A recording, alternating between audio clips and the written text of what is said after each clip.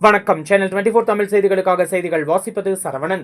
அனைத்து மீனவர்கள் சங்கத்தின் சார்பில் தலைவர் நாஞ்சில் பி. ரவி பத்திரிகையாளர்களை சந்தித்தார். அப்போது அவர் காசிமேடு மீன்பிடி துறைமுகத்தில் மீன்வளத்துறையின் உதவி இயக்குநர் மீனவர்களின் படகுகளின் பெயர் மாற்றம், டீசல் மானிய அட்டையில் பெயர் மாற்றம் செய்து கொடுக்கவில்லை, மீனவர்களுக்கு குறித்த நேரத்தில் வங்கிக் கடன் மானியம் பெற உதவி செய்து தராமல் இழுத்தடிப்பதாக குற்றம் சாட்டினார். மேலும் இதுகுறித்த ஆதாரங்களை பத்திரிகையாளர்கள் முன்பு காண்பித்து இதேபோன்று தொடர்ந்து அவர் செயல்பட்டார். மீன்வளத்துறை உதவி இயக்குநரின் அலுவலகம் முற்றுகையிடப்படும் என்று தெரிவித்தார். மேலும் திமுக அரசு மீனவர்களுக்கு உரிய முக்கியத்துவம் வழங்கவில்லை எனவும், மீன்வளத்துறை அமைச்சர் பதவி கூட மீனவர்களுக்கு தரவில்லை எனவும் குற்றம் சாட்டினார். வரும் மீன்வளத்துறை மானிய கோரிக்கைகளுக்கு மீனவர்களுக்கு உரிய முக்கியத்துவம் அளிக்கப்படவில்லை என்றால் 2026 சட்டமன்ற தேர்தலில் மீனவர்கள் திமுகவை புறக்கணித்து மாற்றுக் கட்சியை ஆதரிக்கும் சூழல் நிலவும் எனவும் தெரிவித்தார். இதில் மாநில துணைத் தலைவர் ஜே. தணிகைமலை, மாநில துணைச் செயலாளர் கே. ரமேஷ், வடசென்னை மாவட்ட தலைவர் எஸ். பெரியசாமி, வடசென்னை மாவட்ட துணைத் தலைவர் என். எழிலரசன், மாநில இளைஞரணி தலைவர் ஜி. கே. ரமேஷ், செயல் வீரர்கள் Rajkamal, R. Suresh, Vinod, G. Sanjay, T. மோகன், சிவலிங்கம், டி. சந்துரு, மாநில வர்த்தக அணி தலைவர் G. Mahesh Gunasekaran, R. K. Nagar பகுதி துணைச் செயலாளர் ஜி. மணி, திருவள்ளூர் மாவட்ட தலைவர் எம். பரசுராமன், திருவள்ளூர் மாவட்ட தலைவி பி. சூரியகலா மற்றும் விசைப்படகு உரிமையாளர்கள், ஃபைபர் படகு உரிமையாளர்கள், நிர்வாகிகள், பிற அணி நிர்வாகிகள் பலர் கலந்து கொண்டனர். என் பேர் நாஞ்சில் ரவி, அனைத்து மீனவர் சங்கத்துடைய தலைவர். இந்த பத்திரிகையாளர் சந்திப்புடைய முக்கிய நோக்கம், மீன்வளத்துறையில ஒரு சில அதிகாரிகளால மீனவர்கள் கடுமையா பாதிக்கப்படுறாங்க. அதுலேயும் குறிப்பா சென்னை காசிமேடு மீன்பிடி துறைமுகத்தை பார்க்கக்கூடிய மீன்வளத்துறையுடைய உதவி இயக்குனர் அவரு அரசு உயர் அதிகாரிகளுடைய பேரை பயன்படுத்தி, தப்பா பயன்படுத்தி சில செய்திகளை ஊடகங்கள்ல வெளியிடுறார். அவரு கொடுக்கிற அறிக்கையை உயர் அதிகாரிகள் கொடுக்கிற அறிக்கை மாதிரி தமிழ்நாடு அரசு விளக்கம் அளித்தது போன்று அவர் செய்த தவற தமிழ்நாடு அரசு செய்ததா காட்டுறார். குறிப்பா காசிமேடு மீன்பிடி துறைமுகத்தில் ஏறக்குறைய 900க்கும் மேற்பட்ட பெரிய விசைப்படகுகளும், சென்னை, திருவள்ளூர், காஞ்சிபுரம் மாவட்டம் ஒட்டுமொத்த ஃபைபர் படகுகளும் இங்கே மீனை விற்பனை செய்வது, பதிவு செய்வது, பேர் மாற்றம் செய்கிறது, எல்லா வேலைக்கும் இந்த ஏடி ஆபீஸ் தான் வரணும். இங்க வந்தா டீசல் மானிய கார்டு முன்னாள் ஓனர் பேர்ல இருக்கு, ஆர்சி புக்கு இன்றைக்கு வாங்கின ஓனர் பேர்ல இருக்கு. தமிழ்நாடு அரசு ஒரு சட்டம் கொண்டு வந்தது. என்ன கொண்டு வந்ததுன்னா, ஒரு ஆளுக்கு ஒரு விசைப்படகு தான் இருக்கணும் அப்படின்னு ஒரு சட்டம் கொண்டு வந்தது. இப்போ இங்க இருக்கக்கூடிய யாராவது ஒரு விசைப்படகு உரிமையாளர் பேர்ல ஒரு 2 படகு இருக்குன்னா, அவர் ஒரு படகு அவர் பேர்லயும், இன்னொரு படகு அவருடைய மகன் பேர்லயோ இல்ல மனைவி பேர்லயோ எழுதுவார். அப்போ உடனே அந்த ஆர்சி புக்கையும் மாத்தி கொடுக்கணும், டீசல் மானிய கார்டையும் மாத்தி கொடுக்கணும். ஆனா ஆர்சி புக்கை உடனே மாத்தி கொடுத்துறாங்க. பாருங்க, இது ஆர்சி புக். இதை இப்ப யார் வாங்கி இருக்காரோ அவர் பேர்ல மாத்தி கொடுத்துறாங்க. இது டீசல் மானிய அட்டை. இந்த டீசல் மானிய அட்டை வேற பழைய ஓனர் பேர்லயே இருக்கு. அப்போ இதை வச்சு வங்கி கடன் பெறதுக்கு வங்கிக்கு போனா ஆர்சி புக்கு வேற ஆளு பேர்ல இருக்கு, டீசல் மானிய அட்டை வேற பேர்ல இருக்கு. ஒரு ஆவணம் மட்டும் தான் உங்க பேர்ல இருக்குது, இன்னொரு ஆவணம் ஆனா படகு எண்ணு ஒண்ணு. 2 ஆவணத்திலையும் படகு எண்ணு ஒண்ணு. இது தற்போதைய ஓனர் பேர்ல இருக்கு, அட்டை பழைய ஓனர் பேர்ல இருக்கு. அப்ப இதை வச்சு எப்படி நாங்க உங்களுக்கு வங்கி கடன் கொடுக்க முடியும் அப்படின்னு அரசாங்கம் கேக்குது.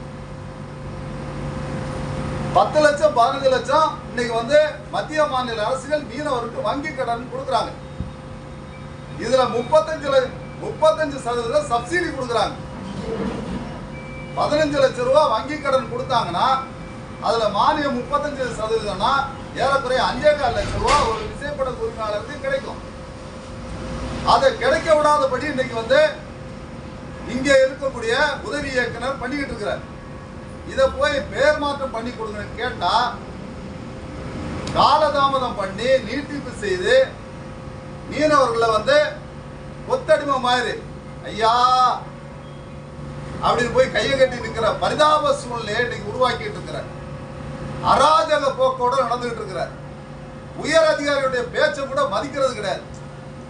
கமிஷனர் சொன்னா கூட இங்க வந்து அங்க தலையாட்டு வந்துடும், இங்க வந்து செய்யறது கிடையாது. இங்க இருக்கக்கூடிய உதவி இயக்குனருக்கு ஜீப்பு, மீனவளத்துறையுடைய ஜீப் இருக்கு. அந்த ஜீப்புக்கு டிரைவர் கூட போடல, அரசாங்கம் போடல. இங்க பணி செய்யக்கூடிய ஒரு பணியாளரை இவரு டிரைவரா போட்டு வேற நோக்கத்துக்கு அவரை வேற வேலைக்கு எடுத்தாங்க. நான் அவரை டிரைவரா பயன்படுத்தி அவர் வந்து உல்லாசமா சுத்திட்டு வர்றாரு. இப்படி பரிதாபமான சூழ்நிலை மீன்வளத்துறை இருந்துட்டு இருக்கு. தமிழ்நாட்டில் மீன்வளத்துறையை எடுத்தா எங்களுக்கு வந்து மீன்வளத்துறை அமைச்சர் தான் எங்களுக்கு தரல, நல்ல அதிகாரியாக தரலாம், அதை கூட தரல. எந்த விதமான திட்டங்களும் இல்லை. அரசாங்கம் போடணும்னா கடைநிலையில் இருக்கக்கூடிய இந்த மாதிரி உதவி இயக்குநர்கள் மக்களுடைய பிரச்சனை என்னன்னு தெரிஞ்சு அது அரசாங்கத்துக்கு சொல்லணும். அப்படி சொல்லக்கூடிய அளவுக்கு தகுதி இல்லாத ஆளுங்களை எல்லாம் எங்களுக்கு உதவி இயக்குனராக போட்டிருக்காங்க. குறிப்பா சுனாமி வந்ததுக்கு அப்புறம் கடல்ல பல்வேறு மாற்றங்கள் நிகழ்ந்து போச்சு. பல்வேறு மாற்றங்கள்னா கடல்ல வந்து அலைகள் வந்து ஒரு அலை, ரெண்டு அலை, மூணு அலை வந்தது போய் இப்போ வந்து அடுக்கடுக்கான அலைகள் தொடர்ச்சியா வந்துகிட்டு இருக்கு. அப்ப அந்த அலைகள்ல படகு தாண்டி போறதுக்கு படகுடைய நீளம் அதிகமா இருந்தா மட்டும்தான் எங்களால உயிர் தப்பிக்க முடியும். அதனால ஃபைபர் படகு, நாட்டு படகுகள் வந்து நாங்க படகுடைய நீளத்தை நீட்டி வச்சிருக்கிறோம். எங்களுக்கு உங்களுடைய அரசாங்கம் மானியம் தரலாலும் பரவாயில்ல, எங்க உயிரை தற்காத்துக் கொள்றதுக்கு, நான் கடல்ல பயணம் பண்றதுக்கு, இந்திய நாட்டு குடிமகன் என்கிற அடிப்படையில என்னுடைய வாழ்வாதாரத்துக்கு நான் மீன்பிடிக்க போறதுக்கு என்னுடைய படகுக்கு தற்காலிக எண்ணாவது கொடுங்கன்னு கேட்கிறோம். தமிழ்நாடு கடல் மீன்பிடி ஒழுங்குமுறை சட்டம் 1983 ஆக்ட், திருத்தப்பட்ட ஆக்ட் 2020 பிரகாரம் படகுடைய நீளம் இவ்வளவுதான் இருக்குன்னு சொல்லிருக்க. அந்த மாதிரி இருக்கிறது மட்டும் டீசல் மானியம் தருவன்னு சொல்றீங்க, நாங்க ஏத்துக்கிறோம். ஆனா படகுடைய நீளம் அதிகமா இருக்குங்கிறதுக்காக எனக்கு அரசாங்கத்துடைய பதிவெண் இல்லாத காரணம் கடலுக்குள்ள போறான். இந்தியன் கோஸ்ட் கார்டு, தமிழ்நாடு கடலோர காவல் படை எங்களை கடலை பிடிச்சு அடிக்கிறாங்க. கடல்ல இருந்து தொழில் பண்ணாம திருப்பி அனுப்புறாங்க. ஒரு கடலுக்கு நான் போட்டு போற 60,000, 70,000, 1 லட்சம், 5 லட்சம், 7 லட்சம் டீசல் வேஸ்ட். மீன் பிடிக்க முடியல. 12 கடல் மைல் தொலைவுக்குள்ளாடி கூட சின்ன நாட்டு படகுகளால மீன் பிடிக்க முடியல. ஆழ்கடலுக்கு போற படகுகளுக்கு மீன் பிடிக்க முடியல. ஏன்? கீழே இருக்கக்கூடிய கடல்நிலை அதிகாரிகள் இங்க இருக்கக்கூடிய பிரச்சனைய உயர் அதிகாரிகளுக்கு எடுத்து சொல்றதுக்கு தகுதி இல்லாத ஆளுங்களா இருக்கிறாங்க. மீனவளத்துறையோட உயர் அதிகாரிகள் எங்களை வந்து சந்திக்கிறதும் கிடையாது. ஒரு கருத்து கேட்பு கூட்டம்ங்கிறது தமிழ்நாட்டில் நடத்தப்படாத மாவட்டம் சொன்னா அது வந்து சென்னை மாவட்டம் தான். காசிமேடு கடற்கரையை நாங்க வந்து மீன்வள பூங்கா ஆக்குங்கன்னு சொல்லி தொடர்ச்சியா கேட்டு இருக்கிறோம். எங்களுக்கு மீன் விலை போக மாட்டேங்குது. உலக நாடுகளிலே அதிகமா விரும்பி வாங்கக்கூடிய எல்லோஃபின் டியூனா, ஸ்கிப்ஜாக், மார்லின் போன்ற மீன்கள்லாம் வந்து ஒமேகா 3, ஒமேகா 6, ஒமேகா 12 சொல்லி இருக்கக்கூடிய புராத சத்துக்கள் நிறைந்த மீன்கள் கிடைக்கக்கூடிய மிகப்பெரிய கடல் வந்து நம்ம கடல். வெளிநாட்டு கப்பல்கள் வந்து இந்திய கடல்ல கொள்ளடிச்சுட்டு போறோம், கோடி கோடியா கொள்ளடிச்சுட்டு போறோம். பல லட்சம் பில்லியன் டாலருக்கு வந்து மீன்களை கொள்ளடிச்சுட்டு போறோம். அந்த மீன்களை பிடிக்கிற அளவுக்கு இன்னைக்கு தமிழக மீனவர்கள், இந்திய மீனவர்கள் தகுதி ஆயிட்டாங்க. அப்படி தகுதியான இந்த மீனவர்களுக்கு மீனை ஏற்றுமதி செய்யறதுக்கு எந்த நாட்டோட அது நம்ம பிரதமரோ முதல்வரோ போய் ஒப்பந்தம் போட்டு இந்தியாவில இருந்து நாங்க வந்து இத்தனை மெட்ரிக் டன் யுஎஸ் நாடுகளுக்கு, இல்ல சவுத் ஆப்பிரிக்காவுக்கு, சவுதி அரேபியாவுக்கு, இல்ல துபாய்க்கு, ஜப்பானுக்கு, இங்கிலாந்துக்கு, அமெரிக்காவுக்கு, ஏதாவது ஒரு நாட்டுக்கு நாங்க இத்தனாயிரம் மெட்ரிக் டன் மீன்கள் வந்து இறக்குமதி செய்யறதுக்கு அனுமதி வாங்கிட்டேன்னு சொல்லி என்னைக்காவது ஒப்பந்தம் வந்திருக்குதா? அப்படி ஒப்பந்தம் இல்லாததுனால நாங்க கொண்டு வரக்கூடிய மீன்கள் அத்தனையுமே லோக்கல் மார்க்கெட்ல கூவி கூவி விற்கிற மாதிரி இருக்கிறோம். ஆனா எல்லாத்துக்குமே நீங்க வந்து பூங்கா அமைச்சிட்டீங்க. கணினிகள் நிறைய பயன்படுத்தக்கூடிய இடத்த மென்பொருள் பூங்கான்னு சொல்லி டைட்டில் பார்க்க அறிவிச்சிட்டீங்க. கும்மிடிப்பூண்டிக்கு போனா அங்க வந்து இரும்பு தொழிற்சாலைக்கு எக்கு பூங்கான்னு அறிவிச்சிட்டீங்க. தூத்துக்குடியில காலணிகள் தயாரிக்கிறதுக்கு காலணி பூங்கா அமைச்சிட்டீங்க. கோயம்புத்தூர் எடுத்தா அங்க வந்து பெரிய பெரிய இண்டஸ்ட்ரியல் வந்ததுக்காக அங்க வந்து ஒரு பூங்கா, ஜவுளி பூங்கா, இப்படி எல்லாத்தையும் ஆக்கின நீங்க தமிழக மீனவர் நலன் கருதி ஏதாவது ஒரு இடத்துல, அதுவும் குறிப்பா காசிமேடு மீன்பிடி துறைமுகத்தை மீன்வள பூங்காவை அறிவிச்சா இங்க பிடிக்கக்கூடிய மீன்கள் அனைத்துமே வேல்யூ ஆர்டர் செய்யப்பட்டு உலக நாடுகளுக்கு ஏற்றுமதி செய்யும் போது இந்த மீனவருடைய வாழ்வாதாரம் உயரும். ஆண்டுக்கு 75,000 கோடி ரூபாய் அந்நிய செலவாணியை ஈட்டுக் கொடுக்கக்கூடிய இந்த மீனவ சமூகம் குறிப்பாக தமிழகத்துல 5,000 கோடி ரூபாயிலிருந்து 6,500 கோடி ரூபாய் வரைக்கும் இன்னைக்கு வந்து அந்நிய செலவாணியை ஈட்டுக் கொடுக்கக்கூடிய இந்த தமிழக மீனவர்களுக்கு பட்ஜெட்ல ஒண்ணுமே இல்லை. கதறி கதறி கத்தி கத்தி நாங்க கேட்கிறோம், டீசலை எங்களுக்கு உற்பத்தி விலைக்கு கொடுங்க. நாங்க வணிக நோக்கத்தோட மீன்பிடிக்க போல, வயிற்று குழப்புக்காக மீன்பிடிக்க போறோம். அரசியல்ல ஒரு மாற்றம் ஏற்பட்டால் மட்டும்தான் இந்த பிரச்சனைக்கு தீர்வு காண முடியும் அப்படின்னு சொல்லி இளைஞர்கள் எல்லாருமே விரும்புறாங்க. திமுக இந்த வாட்டி மனப்போக்கோட அவங்க வந்து நம்ம ஜெயிச்சிடலான்னு இருக்கிறது கண்டிப்பா நடக்காது. மீனவர்களுக்கு மீனவத்துறை மந்திரி பதவி கொடுக்கல, மீனவர்களுக்கு மாவட்ட செயலாளர் பதவி கொடுக்கல போன்ற பல்வேறு குற்றச்சாட்டுகள் அடுக்கடுக்கா இன்னைக்கு இருக்கக்கூடிய திமுக மேல இருக்கு. கச்சத்தீவை மீட்பு சொன்னீங்க, செய்தீங்களா? எதுவுமே செய்யல. படிப்படியா டாஸ்மாக மூடுன்னு சொன்னீங்க, செய்தீங்களா? எதுவுமே செய்யல. ஆக உங்களுடைய தேர்தல் அறிக்கையில சொல்லப்பட்ட எந்த விஷயமும் மீனவருக்கு நீங்க செய்து கொடுக்கல. மீனவர்ல குடிகாரன் ஆக்குறது, சில படங்கள்ல ரவுடிசம் பண்ற இடமாகவும் அந்த மீனவர் பகுதியை காட்டுறத வன்மையா கண்டிக்கிறோம். மீன்வளத்துறை மீனவருடைய விசைப்படகுகளுடைய பெயர் மாற்றத்தை உடனடியாக செய்து கொடுக்கணும். கமிஷனர், செயலாளர், மீனவளத்துறை அமைச்சர் மீனவர்களை எளிதில் சந்திக்கிறதுக்கு ஏற்பாடு செய்யணும். இங்கே இருக்கக்கூடிய மீனவளத்துறையுடைய உதவி இயக்குனர் அவரை இடமாற்றம் செய்யணும்.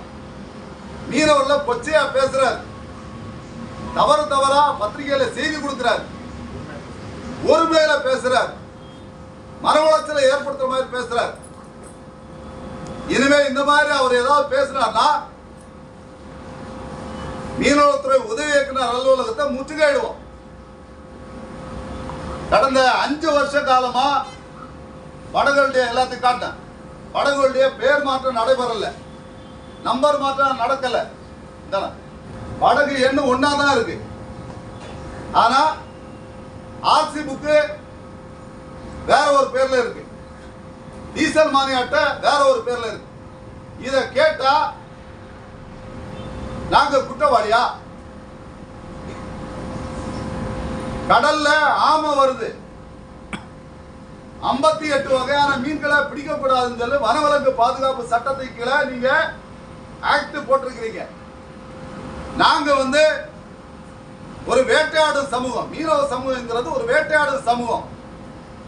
நாங்க வலையை விரிக்கிறோம், அந்த வலையில ஆமை வந்தா எங்களால எடுத்து கடல்ல விடத்தான் முடியும். ஆமையை கொல்றது எங்களுடைய நோக்கம் இல்லை. ஆமை பட்டுடுச்சுனால அதை எடுத்து சாமின்னு சொல்லி அதுக்கு மஞ்சள் குங்குமம் வச்சு கடல்ல விட்டுருவோம். ஆனா ஆமையுடைய இயல்பான குணம் என்னங்கிறத முதல்ல நீதிமன்றங்களும் மாண்புமிகு நீதிபதி அவர்களும் புரிஞ்சுக்கணும். ஆமை எங்க ஒரு இடத்துல முட்டையிட்டு இனவிருத்தி நடத்துதோ அது திரும்பவும் கடலுக்குள்ள போயிட்டா அது பெருசாகி திரும்பவும் அதே இடத்துக்கு வந்து முட்டையிடும் என்கிறது தான் ஆமையுடைய இயல்பு. இந்த குறிப்பிட்ட நாளுக்குள்ள அதனுடைய முட்டை அது இட்டாகணும். இல்லது கடல்ல வரக்கூடிய பிளாஸ்டிக் அதை எடுத்து அது முழுகிடுச்சுன்னா, குறிப்பா நீரோத்து காண்டம் போன்றவெல்லாம் கடல்ல மிதந்து வரும்போது பாத்தீங்கன்னா அது வந்து பலூன் மாதிரி மிதக்கும். அது வந்து ஒளிரும் தன்மையோட இருக்கும். ஆமை வந்து கடிச்சு சாப்பிடுற இனம் கிடையாது. அப்படியே லபக்கடி எடுத்து முழுங்கும். முழுங்கினோன்னா அது வயிற்றுக்குள்ள போச்சுன்னா ஆமையுடைய சிறப்பு தன்மை ஒவ்வொரு 45 நிமிஷத்துக்கும் அடிப்பரப்புல இருந்து மேல வந்து மூச்சு விட்டுட்டு திரும்பவும் மூச்சு எடுத்துட்டு திரும்பவும் கடலுக்குள்ள போறது அதனுடைய இயல்பான சூழ்நிலை. இந்த மாதிரி 3-4 காண்டத்தை முழுகிடுச்சுன்னா அது வந்து ஒரு குறிப்பிட்ட லெவலுக்கு மேல அதால வர முடியாது. அப்ப வர முடியாத சூழ்நிலை அதுக்கு மெண்டல் ட்ராக் ஏற்படும். எதையா முட்டி மோதி கப்பல்லையோ படகையோ இல்லது வலைகளை பார்த்தோ அதுக்கு எல்லாமே தெரிஞ்சும் அதனுடைய இயல்பான தன்மைக்கு இல்லாம மெண்டல் ட்ராக்னால எதையா போய் முட்டி மோதி சாவும். கடற்கரையில ஒதுங்கக்கூடிய எந்த ஆமையாவது எடுத்து நீங்க வந்து வெட்டனரி டாக்டரை வச்சு போஸ்ட்மார்ட்டம் பண்ணி பார்த்துருக்கீங்களா? எதுவுமே செய்யாம வலையில ஆமை மாட்டிடுச்சுங்கிறதுக்காக சென்னை பகுதியில் இதுவரைக்கும் நடக்காத ஒரு நிகழ்வை தற்போது இருக்கக்கூடிய மீனவத்துடைய உதவி இயக்குனர் வந்ததுக்கு அப்புறம் தான் ஒரு விசைப்படகு உரிமையாளர் 6 தொழிலாளிகள் வந்து ஜெயிலுக்கு போனாங்க. ஆமையை பிடிச்சிட்டாங்கிற குற்றத்துக்காக. ஆமை அவங்க பிடிக்கல, வலையில பட்டது அவங்க எடுத்து கடல்ல விட்டாங்க. எல்லாத்தையும் அவங்க தான் வாய்மொழியா சொன்னாங்க. இவர் தன்னுடைய அதிகாரத்தை துஷ்பிரயோகம் செய்து அவங்க ஜெயிலுக்கு போக வேண்டிய கட்டாயம் ஏற்பட்டது. இப்படிப்பட்ட அதிகாரிகளை துறை ரீதியான நடவடிக்கை எடுக்கணும் சொல்லி மாண்புமிகு முதலமைச்சர் அவர்களையும் மாண்புமிகு மீன்வளத்துறை அமைச்சர் அவர்களையும் மீன்வளத்துறை செக்ரட்டரி கமிஷனரையும் தாழ்மையோடு கேட்டுக்கொள்றேன். மீனவருக்கு வரக்கூடிய பட்ஜெட்ல சிறப்பான அம்சங்கள் இடம்பெறணும். தொலைநோக்கு பார்வையோட காசிமேடு மீன்பிடி துறைமுகத்தை மீன்வள பூங்காவா மாற்றணும் சொல்லி வரக்கூடிய பட்ஜெட்ல மீனவருக்கு ஏற்கனவே அவங்க தேர்தல் வாக்குறுதியில் சொல்லப்பட்ட பல விஷயங்களும் நாங்க கேட்கக்கூடிய விஷயங்களும் செய்யலாம். கண்டிப்பா ஆட்சி மாற்றம் ஏற்படும். மீனவருடைய பெருவாதியான ஓட்டு வங்கி யாருக்கு கிடைக்குதோ அவங்க தான் ஜெயிப்பாங்க. மீனவருக்கு அதிகமான பிரதிநிதித்துவம் கொடுக்கல என்கிற பெரிய குமரல் இருக்கு. ஏற்கனவே மீனவத்துறை அமைச்சர் கொடுக்கல. நாங்க வந்து 1 கோடி பேர் இருக்கோம். எங்களுக்கு வந்து ஒரு மாவட்ட செயலாளர் பதவி கூட இல்லை. குங்கு மண்டலத்துக்கு பாத்தீங்கன்னா இத்தனை மாவட்ட செயலாளர் கொடுக்குறீங்க, இத்தனை மந்திரி பதவி கொடுக்குறீங்க. தமிழகத்தில் 14 கடலோர மாவட்டத்தில் ஏறக்குறைய 1 கோடி பேர் இருக்கிறோம். நாங்க ஓட்டு வங்கி, எங்களுடைய ஓட்டு வங்கி எல்லாத்தையும் நாங்க ஒரு அரசியல் கட்சி இல்லாம உங்களுக்கு வந்து போட்டு இருக்கிறோம். புதிய வரவா விஜய் அவருடைய கட்சி வந்திருக்குது. வேற கூட்டணிகள்லாம் மாறுறதுக்கான வாய்ப்பு இருக்கு. ஒரு மீனவரை மீன்வளத்துறை அமைச்சராக இருந்த பல்வேறு துறைகளுடைய பொறுப்புகளில் இருந்த அண்ணா ஜெயக்குமாரை தோற்கடிச்சு உங்களுக்கு வந்து கொடுத்து கூட இந்த சமூகத்தை நீங்க எண்ணி பார்க்கலைங்கிறது மாண்புமிகு தமிழக முதல்வர் மீது எங்களுக்கு மிகப்பெரிய வருத்தம் இருக்கு. இதெல்லாம் போக்குற மாதிரி இந்த பட்ஜெட்ல அவர் வந்து செய்யலாம். ஆட்சி மாற்றத்தில் கண்டிப்பா அவர் வாயால சொல்ல வேண்டியது வரும். மீனவருக்கு செய்த துரோகத்துக்காக நம்ம வந்து தோத்துட்டோங்கிறது எண்ண வேண்டியது வரும்.